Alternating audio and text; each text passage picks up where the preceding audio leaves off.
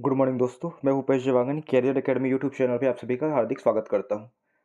हम लोग CGTET 2024 जो अभी एग्ज़ाम होने वाला है 23 जून को, उसकी तैयारी कर रहे हैं। तो उसके अंतर्गत हम जो है वर्ग 3 वाले में पेपर 1 में जो बाल विकास एवं शिक्षा शास्त्र से क्वेश्चन आया था पिछले साल, उसका हम लोग डिटेल अध्ययन करने वाले हैं दोस्तों। ठीक है, एक चीज़ और बताना चाहूँगा, ये जो बाल विकास एवं शिक्षा शास्त्र है आपके CTET सेंट्रल TET है, ठीक है, और CGTET में दोनों पेपर है, फर्स्ट पेपर और सेकंड पेपर, सभी के लिए बहुत इंपॉर्टेंट है। सब क्या है, एक दूसरे से वही है, सेम, और कुछ नहीं है इसमें अलग। ठीक है, वर्ग 2 के लिए भी वही पढ़ना है, वर्ग 3 के लिए भी वही पढ़ना है, और CTET के लिए भी वही है। ठीक है, चलिए फर्स्ट क्वेश्चन का हम लोग देखते हैं।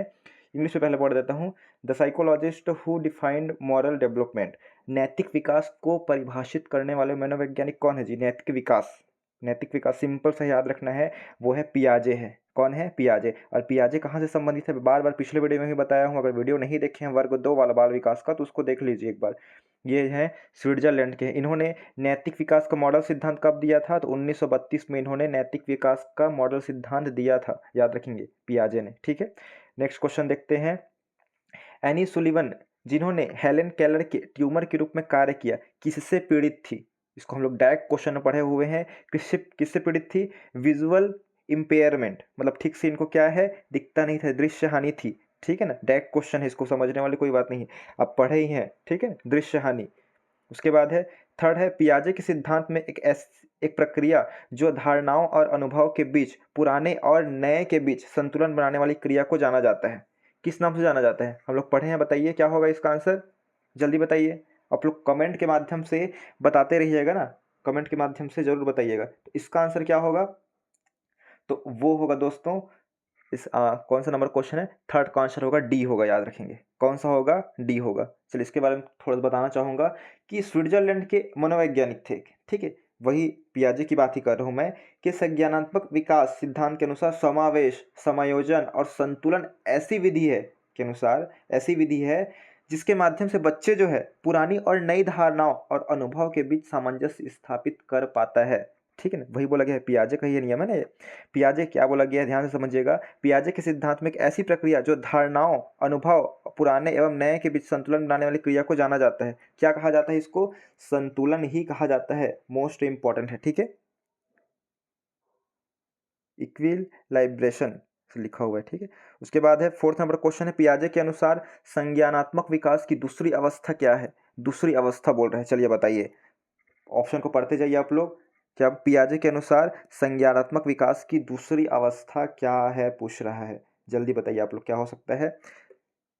तो ये जो इसका आंसर होगा दोस्तों, इसका आंसर सी होगा, प्राक संक्रिया, प्री ऑपरेशनल स्टेज। ठीक है ना, ये याद, ये सही रहेगा। ठीक है, आप सभी जानते हैं पियाजे का, फिर से बता देता हूँ कि पियाजे जो है स्विट्जरलैंड के मनोवैज्ञानिक रहे हैं, साइकोलॉजिस्ट रहे हैं, के अनुसार संज्ञानात्मक विकास की द्वितीय अवस्था 2 से 6 वर्ष पूर्व संक्रियात्मक अवस्था है, याद रखेंगे। कितना वर्ष है ये, बताइए जल्दी? पूर्व संक्रियात्मक वर्ष है। ठीक है ना, मतलब प्राक वाला वही है, 2 से 6 वर्ष वाला है। ठीक है, आप लोग पढ़े ही होंगे, तो यही वाला है आंसर उसका। उसके बाद है विशेष शिक्षा के सिद्धांत में शामिल है, विशेष शिक्षा। तो फर्स्ट ऑप्शन है प्रतिबंधात्मक वातावरण, पहले इंग्लिश में पढ़ लेते हैं। Principle of special education include, first option है प्रतिबंधात्मक वातावरण, रिस्ट्रिक्टिव इन्वायरमेंट। सेकंड ऑप्शन है माता पिता की न्यूनतम भागीदारी एवं सहभागिता, लास्ट पेरेंट्स, मतलब लिस्ट लिखा है, list parents participation and involvement. ठीक है ना, ये लिखा है। सेकंड ऑप्शन लिखा है गैर भेद भावपूर्ण पहचान एवं मूल्यांकन, और फोर्थ ऑप्शन बोल रहे हैं सार्वजनिक शिक्षा पर रोक। हमको हमारा क्या क्वेश्चन है, वो है विशेष शिक्षा के सिद्धांत में कौन सा फैक्ट शामिल है, कौन सा फैक्टर शामिल है बोल रहे हैं। तो इसका आंसर होगा दोस्तों, मोस्ट इंपॉर्टेंट है, वो है सी नंबर, गैर भेदभावपूर्ण पहचान और मूल्यांकन। भेदभाव नहीं रहना चाहिए उसमें, क्या है, विशेष जो है शिक्षा के सिद्धांत पर यही शामिल है। ठीक है, ये वाला। उसके बाद 6 नंबर क्वेश्चन देखते हैं। 2 से 8 वर्ष की आयु के बच्चों के लिए विकास के पैटर्न में मोटर, सामाजिक, भावनात्मक, संवेगात्मक के साथ शामिल है, और कौन सा शामिल है? 2 से 8 वर्ष की आयु के बच्चों के लिए बोल रहे हैं, विकास के पैटर्न में मोटर, सामाजिक, भावनात्मक, संवेगात्मक के साथ और कौन सा शामिल है? पहला है अनुकूलन क्षमता या कौशल, संप्रेषण क्षमता या कौशल। कौशल तो सभी में कॉमन है, उसको नहीं पढ़ रहा हूँ। अनुकूलन क्षमता, संप्रेषण क्षमता, भाषाई क्षमता और क्या बोल रहा है इसमें, लेखन क्षमता। तो इसका सही आंसर क्या होगा, वो है, याद रखेंगे, 2 से 8 वर्ष वाले में जो भाषाई क्षमता है वो मेन रहेगा, लैंग्वेज स्किल। ठीक है, हम लोग डायरेक्ट आप लोग किताब में भी पढ़े होंगे, लैंग्वेज स्कूल मतलब सॉरी स्किल है, ठीक है, ये वाला है भाषाई क्षमता। उसके बाद है शिक्षा का अधिकार 2009, सभी को मालूम होना चाहिए शिक्षा का अधिकार मोस्ट इंपॉर्टेंट है। देख लीजिए क्या लिखा है, शिक्षा का अधिकार 2009 लिखा हुआ है, आप लोग पढ़ने की कोशिश कीजिए शिक्षा का अधिकार क्या है। फर्स्ट ऑप्शन है व्यावसायिक प्रशिक्षण केंद्रों में जो उन्हें जीवन कौशल के लिए तैयार करेंगे। सेकंड ऑप्शन है आवश्यक सहायता प्रदान करते हुए घर पर उनके माता पिता और देखभाल करने वाले बच्चों के वालों के साथ, और है उनकी व्यक्तिगत आवश्यकताओं को पूरा करने के प्रावधानों के साथ समावेशी शिक्षा व्यवस्था में। और फोर्थ ऑप्शन है विशेष रूप से उनके लिए बनाए गए विशेष स्कूलों में। शिक्षा का अधिकार, क्वेश्चन क्या है, शिक्षा का अधिकार 2009 के अनुसार, ठीक है, यही बोला गया है, शिक्षा का अधिकार 2009 के अनुसार विशेष आवश्यकता वाले बच्चों को पढ़ाना चाहिए। तो किस प्रकार है, इसका सही आंसर होगा दोस्तों, याद रखना है, सातवां का आंसर होगा हमारा सी, उनकी व्यक्तिगत आवश्यकताओं को पूरा करने के प्रावधानों के साथ समावेशी शिक्षा। समावेशी शिक्षा मतलब समझ गए हैं आप लोग, मानसिक रूप से भी, शारीरिक रूप से भी और भावनात्मक रूप से भी वो शिक्षा प्राप्त करे। देखिए ध्यान देंगे, शिक्षा का अधिकार दोस्तों अधिनियम कब आया है, 2009 में। यह सुनिश्चित करता है कि यह 6 से 14 वर्ष की आयु के प्रत्येक बच्चों को, शिक्षा का अधिकार क्या बोलते हैं 2009, 6 से 14 वर्ष की आयु के प्रत्येक बच्चों को निशुल्क मतलब फ्री में, निशुल्क मतलब फ्री में और अनिवार्य है, कंपलसरी है, अनिवार्य शिक्षा दी जानी चाहिए, यह प्रावधान करता है 6 से 14 वर्ष के बच्चों के लिए, निशुल्क और अनिवार्य। तथा विशेष आवश्यकता वाले बच्चों, जिसको विशेष रूप से आवश्यकता है, ठीक है ना, बच्चों को उनकी व्यक्तिगत आवश्यकताओं को पूरा करने के प्रावधानों के साथ समावेशी शिक्षा को शिक्षा व्यवस्था में अध्ययन कराना चाहिए। ये वाला इसका पूरा इसका उद्देश्य है। तो उनकी क्या लिखा है, ये उनकी व्यक्तिगत आवश्यकताओं को पूरा करने के प्रावधानों के साथ समावेश शिक्षा, यही तो है, डायरेक्ट लिखा हुआ है बुक में, आप देखेंगे तो। 8वां नंबर क्वेश्चन है, किस प्रकार का मूल्यांकन विशेष आवश्यकता वाले बच्चों की पहचान करता है। किस प्रकार का मूल्यांकन करेगा कि जो विशेष आवश्यकता वाले बच्चों की पहचान करता है, चलिए बताइए क्या होगा। 8वां सिंपल से पहले हमने हमारे को देखना है, प्लेसमेंट है, योगात्मक है, निरंतर है, और क्या है, डायग्नोस्टिक, ठीक है ना, क्या है, डायग्नोस्टिक। तो इसका आंसर क्या होगा, 8वां का आंसर सभी जान रहे हैं, डायग्नोस्टिक होगा। उसके बाद है, निम्नलिखित में से किसने अधिगम का सिद्धांत प्रतिपादित नहीं किया है, बोल रहे हैं, अधिगम का सिद्धांत किसने नहीं दिया है बोल रहा है ये। तो थार्नडाइक ने दिया था, स्किनर ने भी दिया है, सभी जान रहे हैं, कोहलर ने भी दिया था, लेकिन किसने नहीं दिया है, बी.एस. ब्लूम ने नहीं दिया है, याद रखेंगे, सिद्धांत किसने दिया है, बी.एस. ब्लूम ने नहीं दिया है। उसके बाद है 10वां नंबर है, मोटर विकास में व्यक्तिगत, क्या बोल रहा है, मोटर विकास में व्यक्तिगत विभिन्नताएं होती है। There are individual variations in the rate of motor development yet the sequence of motor development is from to, ठीक है। फिर भी मोटर विकास का क्रम खालिस्तान से खालिस्तान होता है, व्यक्तिगत विभिन्नताएं होती है, फिर भी मोटर विकास का क्रम क्या होता है, आप लोग पढ़ लीजिए एक बार। फर्स्ट ऑप्शन है समीपस्थ शीर्ष पुच्छक, सेकंड ऑप्शन है शकल मोटर विकास, उसके बाद है ठीक मोटर विकास, मतलब इसमें बोल रहे हैं कहाँ से कहाँ तक होगा, समीपस्थ से शीर्ष पुच्छक से हो तक होगा। सेकंड ऑप्शन बोल रहे हैं सकल मोटर विकास से ठीक मोटर विकास तक होगा। उसके बाद बोल रहे हैं ठीक मोटर विकास से सकल मोटर विकास तक होगा। उसके बाद शीर्ष पुच्छक से समीपस्थ होगा। तो इसका क्या है, डायरेक्ट पढ़े आप लोग सभी जानते हैं, इसका जो है सकल मोटर विकास से विभिन्नताएं हैं। 10वां का आंसर बी होगा दोस्तों, याद रखेंगे, सकल मोटर विकास से ठीक मोटर विकास तक होगा। उसके बाद है, एक कार्य के दौरान मनीषा स्वयं से इस बारे में बात कर रही है कि वह किस प्रकार कार्य को आगे बढ़ा सकती है। भाषा और विचार पर लेव क्या बोल रहा है, देखिए इसको याद रखिएगा, लेव वायगोत्स्की के अनुसार इस प्रकार का निजी भाषण किसका संकेत है, निजी भाषण जो खुद से बात कर रही है कि वो आगे कैसे बढ़ सकती है। तो इसका क्या होगा जी बताइए, इसका आंसर होगा, ये होगा सेल्फ रेगुलेशन, मतलब स्वनियमन होता है, याद रखेंगे, मोस्ट इंपॉर्टेंट है। 12वां नंबर क्वेश्चन है, विशेष कठिनाइयों मानसिक स्वास्थ्य से मुद्दों विशिष्ट अक्षमताओं शारीरिक या विकासात्मक वाले विद्यार्थियों की शिक्षा पद्धति और अभ्यास का वर्णन करने के लिए सामान्यतः किस शब्द का प्रयोग किया जाता है।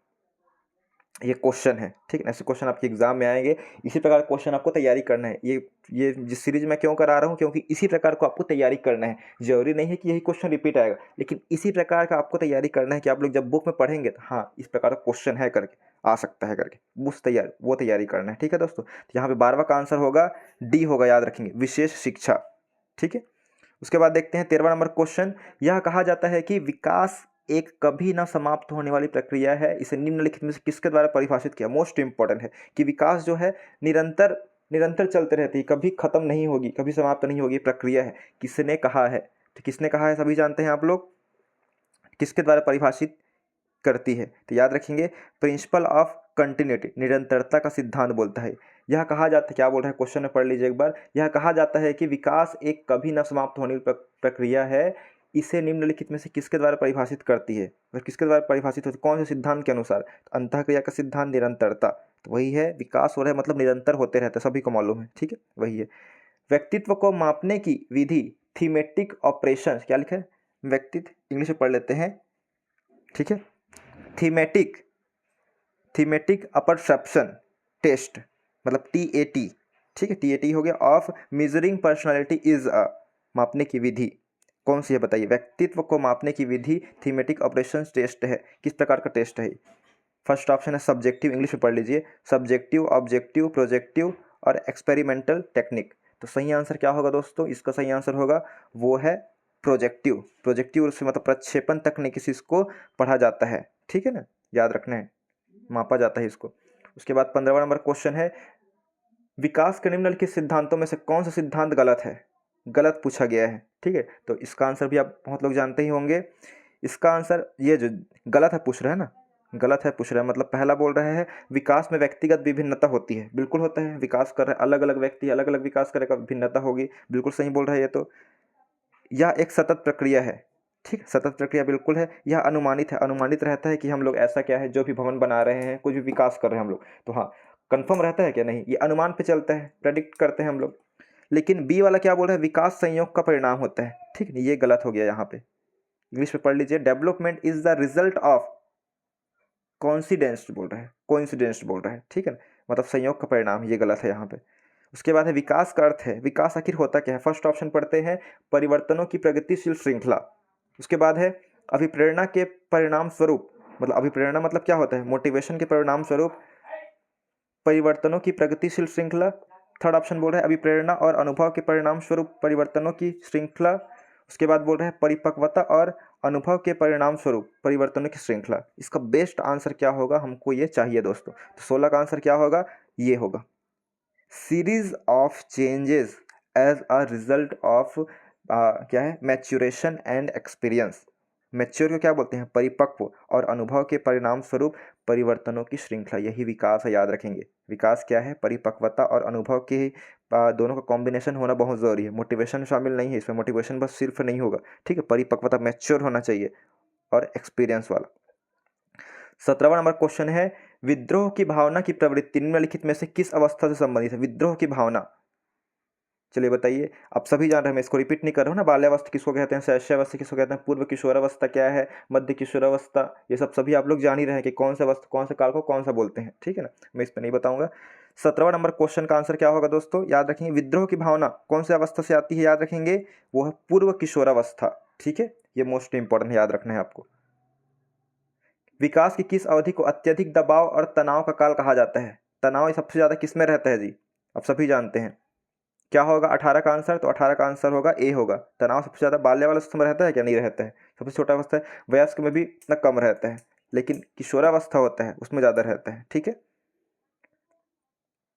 उसके बाद है स्मृति स्तर और समझ स्तर के शिक्षण मॉडल के सिंटैक्स में कौन सा चरण प्रमुख है? इंग्लिश पढ़ लेते हैं। Which step is prominent in the composition of teaching model of memory level and understanding level? इसका आंसर क्या होगा? इसका आंसर होगा दोस्तों बी होगा, याद रखेंगे। 19 का आंसर बी होगा, बहुत इंपॉर्टेंट है। अन्वेषण होगा, एक्सप्लोरेशन, ठीक है। क्वेश्चन क्या बोल रहे हैं? स्मृति तथा समझ के स्तर शिक्षण मॉडल के सिंटेक्स में कौन सा चरण प्रमुख है? तो अन्वेषण, एक्सप्लोरेशन प्रमुख है, गलत नहीं करना है आपको, याद रखना है, ठीक है। 20वां नंबर क्वेश्चन है, निम्नलिखित में से कौन सा सिद्धांत पुनर्बलन का सिद्धांत भी कहलाता है? ठीक है ना, सिंपल सा क्वेश्चन है, आप लोग बुक में डायरेक्ट है, ठीक है ना। पुनर्बलन का सिद्धांत देख लेते हैं। इसमें इंग्लिश में क्या बोल रहा है? Which of the following theory is also known as theory of, क्या बोल रहे हैं, रेनफोर्समेंट, मतलब पुनर्बलन। तो इसका आंसर क्या होगा दोस्तों? इसका आंसर आप सभी को मालूम होना चाहिए, वो है ए है, ठीक है ना। क्या है? ऑपरेंट कंडीशनिंग थ्योरी, स्फूर्त अनुकूलन सिद्धांत की ये जो है पुनर्बलन सिद्धांत कहलाता है।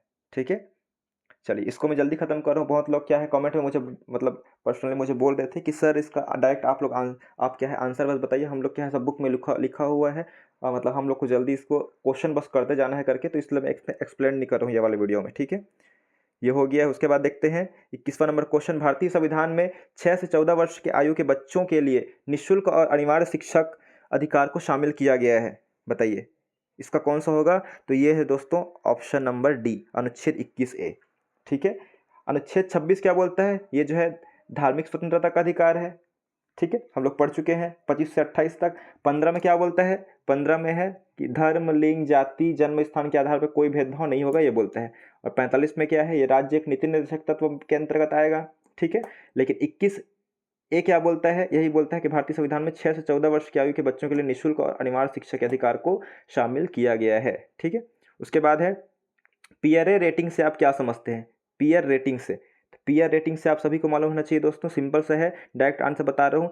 एक मूल्यांकन उपकरण है, ठीक है ना, जिसमें किसी व्यक्ति के कार्य का मूल्यांकन अन्य सदस्यों द्वारा किया जाता है।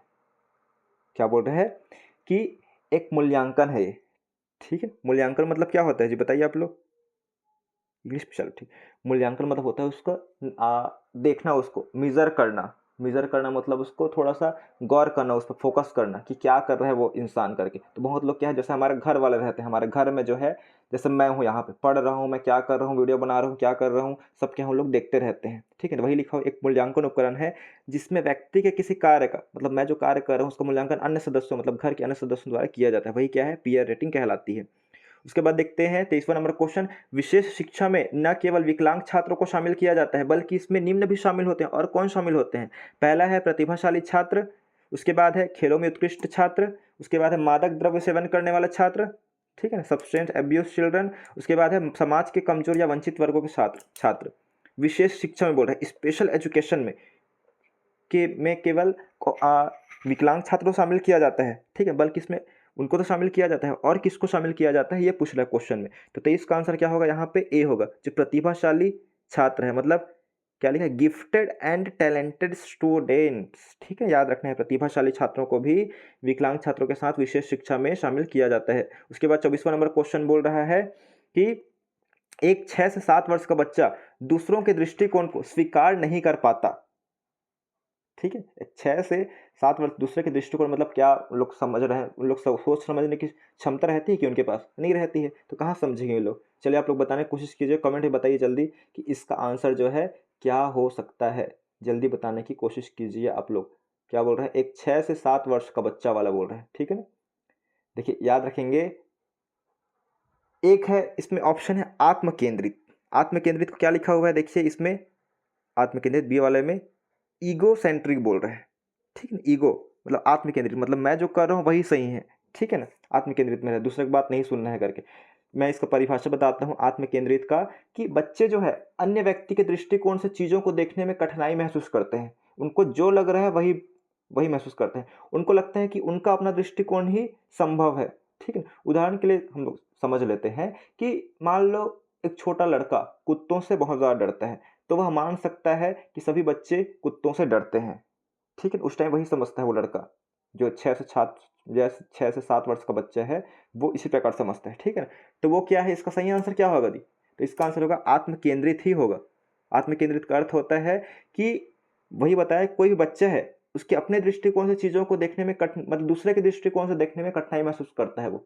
ठीक है, जैसे कि हम लोग बात करते हैं, जैसे कि मैं बात करता हूँ, जैसे मेरे घर ही भांजी है, ठीक है ना, उनको स्कूल में पढ़ाते हैं, ठीक है ना, टीचर उनको पढ़ाती है, वही क्या है मैथ्स, वही क्या है जो भी पढ़ा रहे इंग्लिश। अब मैं पढ़ाऊँ उसको, ठीक है, मैं दूसरे तरीके से पढ़ाने की कोशिश करता हूँ, वही आंसर आएगा, लेकिन क्या है, नहीं मैडम पढ़ाइए वही सही है, जो वो जानती है वही है, नहीं आप नहीं जानते बोल देती है। ठीक है, तो वही क्या है, आत्म केंद्रित है दोस्तों, याद रखना है। ठीक है ना, याद रखना, ईगो सेंट्रिक। उसके बाद है 25वां नंबर क्वेश्चन है, बच्चा भौतिक और सामाजिक वास्तविकता की अवधारणाओं का निर्माण करना प्रारंभ कर देता है। ठीक है, यह विशेषता है, कौन सी विशेषता है, बच्चे जो है भौतिक बोल रहे हैं फिजिकली रूप से, और सामाजिक वास्तविकता की अवधारणाओं का निर्माण करना प्रारंभ कर देता है। बताइए जल्दी क्या होगा इसका आंसर, 25 का आंसर क्या होगा, जल्दी बताइए आप लोग, बताइएगा। इसी प्रकार आपको तैयारी करना है दोस्तों, ठीक है ना। बिल्कुल इसी प्रकार से आपका तैयारी होना चाहिए। तो याद रखना है बौद्धिक विकास से तात्पर्य, इसमें बौद्धिक विकास ध्यान दीजिएगा, बौद्धिक विकास से तात्पर्य बच्चों के दिमाग और मस्तिष्क का विकसित होना है, याद रखना है, ठीक है ना। 25 का आंसर क्या होगा यहाँ पे, बी ही होगा, इंटेलेक्चुअल डेवलपमेंट, बौद्धिक विकास विशेषता है, ठीक है। उसके बाद है निम्नलिखित में से कौन सा बौद्धिक विकास का तत्व नहीं है, बोल रहे हैं आप लोग, तत्व तो पढ़े ही होंगे बौद्धिक विकास का, जल्दी बताइए क्या होगा, क्या बोल रहे हैं, निम्नलिखित में से कौन सा बौद्धिक तत्व नहीं है। पहला ऑप्शन है सृजनात्मक, क्रिएटिविटी, सेकंड ऑप्शन है चिंतन, थर्ड ऑप्शन है सहनशीलता, टॉलरेंस, और फोर्थ ऑप्शन है कल्पनाशीलता। इसका सही आंसर क्या होगा आप लोग कमेंट के माध्यम से बताइए जल्दी, या फिर उसके बाद तो मैं बताऊंगा ही बताऊंगा। याद रखेंगे बौद्धिक विकास के तत्व कौन कौन से हैं, यहाँ पे आप सभी को मालूम होना चाहिए। वो है सृजनात्मक, ये तो है बौद्धिक विकास के तत्व, ये तो है बिल्कुल, ठीक है ना। सृजनात्मक चिंतन करना, ये तो सिंपल सा है। उसके बाद है चिंतन, चिंतन भी है, सभी जान रहे हैं, आप लोग पढ़े ही होंगे। उसके बाद क्या है, समस्या समाधान, कल्पनाशीलता, कल्पनाशीलता भी शामिल है और समस्या समाधान भी शामिल है। इसके 4 तत्व है, याद रखेंगे, मेनली याद रखेंगे कौन कौन से बौद्धिक विकास के तत्व है। तो पहला क्या है, सृजनात्मक हो गया, दूसरा चिंतन हो गया, तीसरा जो है कल्पनाशीलता हो गया, और उसके बाद है समस्या समाधान भी है, समस्या समाधान भी है बौद्धिक विकास के तत्व। लेकिन सहनशीलता जो है ये नहीं है दोस्तों। तो हमारा आंसर क्या होगा, हमको क्या है, नहीं है पूछा हुआ है, नहीं है पूछा हुआ है मतलब सहनशीलता नहीं है, टॉलरेंस नहीं है। 27वां नंबर क्वेश्चन देखते हैं, व्यक्तित्व के संदर्भ में कौन सा कथन गलत है। व्यक्तित्व मतलब पर्सनालिटी की बात हो रही है। फर्स्ट ऑप्शन बोल रहा है व्यक्तित्व अनूठा व विशिष्ट होता है, सेकंड ऑप्शन बोल रहा है व्यक्तित्व आनुवंशिकता व वातावरण का संयुक्त उत्पाद है, थर्ड ऑप्शन बोल रहा है व्यक्तित्व व्यक्ति के अवचेतन और अचेतन, ठीक है ना, याद रखना कॉन्शियस और अनकॉन्शियस बोलते हैं, मतलब कॉन्शियस व, हाँ ये हो गया सब कॉन्शियस माइंड और अनकॉन्शियस माइंड, इसमें इंग्लिश में लिखा हुआ है। उसके बाद है व्यक्तित्व केवल व्यक्ति के बाह्य रूप तक सीमित होता है, व्यक्तित्व के संदर्भ में कौन सा कथन गलत है बोल रहे हैं, ठीक है ना। देखिए हम लोग सबसे पहले तो सही कौन कौन सा है ये देख लेते हैं, 27वां का देख लेते हैं। व्यक्तित्व जो है पर्सनालिटी है वो अनूठा व विशिष्ट होता है, बिल्कुल सही बोल रहे हैं, ध्यान देंगे। व्यक्तित्व मतलब पर्सनालिटी, व्यक्तित्व मतलब इसका सभी समान होता है। व्यक्तित्व मतलब होता है किसी व्यक्ति का, उसका आचरण हो गया, उसका विचार हो गया, उसका थॉट हो गया, ठीक है ना, उसका बॉडी लैंग्वेज हो गया, उसका बोलने का स्टाइल हो गया, वो क्या सोचता है लोगों के बारे में, क्या काम करता है, सभी एक प्रकार से क्या है व्यक्तित्व ही कहलाता है वो, ठीक है ना, पर्सनालिटी उसका। तो व्यक्तित्व क्या है, सभी का अलग अलग है, सभी व्यक्ति का, ये सभी को मालूम है। तो अनूठा, देखिए क्या लिखा हुआ है, personality is unique and specific बोल रहा है, मतलब सब व्यक्ति, सबका व्यक्तित्व, सब लोगों का व्यक्तित्व अलग अलग है, सबकी पर्सनालिटी, बिल्कुल सही बोल रहा है, ये तो गलत नहीं हो सकता। सेकेंड ऑप्शन बोल रहा है कि व्यक्तित्व आनुवंशिकता व वातावरण का संयुक्त उत्पाद है। इंग्लिश में देखते हैं, personality is joint product of heredity and environment, बिल्कुल सही बात है। वातावरण का मतलब वातावरण में भी हम लोग जैसा रहे हैं वैसा क्या है व्यक्तित्व का विकास होता है, आनुवंशिकता से भी होता है, हमारे पेरेंट्स जो रहते हैं उसी का गुण आ जाता है, ये भी सही बोल रहे हैं बिल्कुल। थर्ड ऑप्शन बोलता है व्यक्तित्व व्यक्ति के अचेतन और अचेतन व्यवहार में फैला हुआ है, व्यक्तित्व जो है दोनों है, एक क्या है अचेतन, अचेतन मन और अचेतन मन, सभी को मालूम है। जो हम लोग हमेशा स्थायी रूप से रहता है उसको क्या बोलते हैं, और जो टेम्पररी रूप से रहता है अस्थायी रूप से जिसको हम लोग भूल जाते हैं वो उसको माइंड को क्या बोलते हैं आप सभी जानते हैं, ठीक है। फोर्थ ऑप्शन है व्यक्तित्व केवल व्यक्ति के बाह्य रूप तक सीमित होता है बोल रहे हैं, बाहरी रूप तक सीमित रहता है क्या, व्यक्तित्व नहीं रहता है, उसके अंदर तक शामिल रहता है पर्सनालिटी उसका, ठीक है ना, सिर्फ बाहरी दिखावा नहीं है। तो इसमें क्या है बाहरी दिखावा की बात हो रही है, व्यक्तित्व में शामिल नहीं होता है, ठीक है, ये गलत है। 28वां नंबर क्वेश्चन है कि निम्नलिखित में से कौन एक बच्चे के सामाजिक विकास को प्रभावित करने वाला व्यक्तिगत कारक नहीं है बोल रहे हैं, कौन एक बच्चे के सामाजिक विकास को प्रभावित करने वाला व्यक्तिगत कारक नहीं है। पहला साथी समूह, स्वास्थ्य, संवेग और बुद्धि, इसका आंसर क्या होगा, वो है साथी समूह। क्या बोल रहे हैं, निम्नलिखित में से कौन एक बच्चे के सामाजिक विकास को प्रभावित करने वाला व्यक्तिगत कारक नहीं है, सामाजिक विकास को बोल रहे हैं, तो सामाजिक विकास को जो है व्यक्तिगत कारक साथी समूह नहीं है, याद रखेंगे। उसके बाद है नेक्स्ट क्वेश्चन है 29वां नंबर क्वेश्चन, लॉरेंस कोहेलबर्ग के अनुसार एक कार्य संपादित करना व कुछ करना क्योंकि दूसरे उसे स्वीकार करते हैं नैतिकता के खालिस्तान चरण का प्रतिनिधित्व करता है, ठीक है। क्या बोल रहे हैं, आप लोग पढ़े होंगे, इसमें लॉरेंस कोहेलबर्ग ने क्या कहा था, एक कार्य संपादित मतलब उसको क्या है संपादित करना मतलब उसको पूरा करना व कुछ करना क्योंकि दूसरे उसे स्वीकार करते हैं, नैतिकता के खालिस्तान चरण का प्रतिनिधित्व करता है। कोई कार्य हम लोग कर रहे हैं, ठीक है ना, संपादित कर रहे हैं व कुछ करना, वो उसे दूसरे स्वीकार करते हैं। ये बोल रहे हैं 29वां का आंसर क्या होगा यहाँ पे, ए होगा, पारंपरिक होगा, ठीक है ना, ये इसका सही आंसर है। लास्ट क्वेश्चन देख लेते हैं। दिव्या को देखिए, याद रखेंगे इसमें जो है क्या बोल रहे हैं, दिव्या को 3 पेन दिखाए गए और वह अवलोकन करती है कि पेन ए पेन बी से लंबा है। क्या बोल रहा है, पेन ए जो है पेन बी से लंबा है और पेन बी पेन सी से लंबा है और पेन बी जो है सी से लंबा है बोल रहे हैं, ठीक है, ऐसे ही कर दिए, लंबा है। जब दिव्या ने अनुमान लगाया कि ए जो है सी से लंबा पेन है, ए जो है सी से लंबा पेन है, सही बात है, तो वह जीन पियाजे के संज्ञानात्मक विकास की कौन सी विशेषता प्रदर्शित कर रही है। आप लोग पढ़े हैं जीन पियाजे का सिद्धांत जी, तो इसका आंसर क्या होगा, वो है सकर्मक विचार, ट्रांजिटिव थॉट, यही होगा आंसर, ठीक है ना, क्या होगा, सकर्मक विचार होगा, कर्म के साथ विचार, पूरा इसमें रिलेट कर रहे हैं हम लोग, ठीक। तो चलिए, ये जो 30 क्वेश्चन है बाल विकास वाला, इसको हम लोग खत्म कर चुके हैं और हिंदी वाला क्वेश्चन तो हम लोग कर ही चुके हैं, ठीक है दोस्तों। Thank you. वीडियो अच्छा लगा हो तो बिल्कुल लाइक एंड सब्सक्राइब बिल्कुल कीजिए।